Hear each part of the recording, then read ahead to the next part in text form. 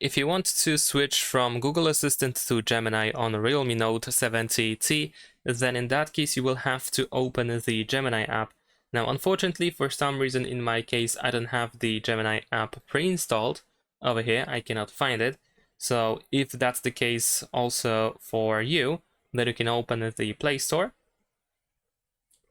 And then let's search for Gemini. Just simply type Gemini over here. There we go.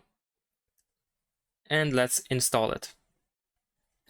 Now let's wait for the app to be installed. And now we can open it. There we go. And once you do that, you should be able to start using the Gemini Assistant instead of the Google Assistant that we had in the past. There's also a chance that you will have to scroll down on the welcome message and claim that you want to use Gemini.